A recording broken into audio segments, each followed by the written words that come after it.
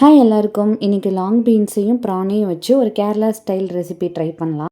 இந்த மாதிரி பெரிய பீசஸாகவே கட் பண்ணி வச்சுட்டு மண்சட்டியில் ப்ரானையும் இந்த லாங் பீன்ஸையும் ஒரு டம்ளர் தண்ணி ஊற்றி நம்ம வேக வைக்க போகிறோம். அண்ட் தென் இதில் 1/2 டீஸ்பூன் மஞ்சள் தூள், 1/2 டீஸ்பூன் உப்பு போட போகிறோம். இந்த காய் ஒவ்வொரு ஊரில் அதோட பேர் வேரி ஆகும். எங்கள் ஊரில் இதை அச்சங்காய் இல்லாட்டி தட்டாங்கான்னு சொல்லுவோம்.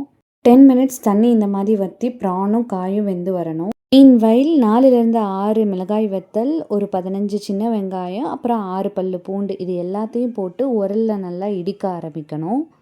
நம்ம இடித்த மசாலாவை தனியாக எடுத்து வச்சுட்டு ஒரு கடாயில் தேங்காய் எண்ணெய் கொஞ்சம் ஊற்றிட்டு அடுப்பை மீடியம் ஹீட்டில் வச்சுட்டு நம்ம இடித்து வச்சுருக்க மசாலாவை எண்ணெயில் போட்டு நல்லா வதக்க ஆரம்பிக்கிறோம். மசாலா வதங்கிட்டு இருக்க கேப்பில் நம்ம கார்டனில் ஃப்ரெஷ்ஷாக கருவேப்பிலையை பறிச்சுட்டு நம்ம வச்சுருக்க மசாலாவில் போட போகிறோம். இந்த டிஷ்ஷோட ஹைலைட்டே நீங்கள் மசாலா இடிக்கும்போது பேஸ்ட்டாக இடிச்சிடக்கூடாது, கொஞ்சம் குறைன்னு தான் இடிக்கணும்.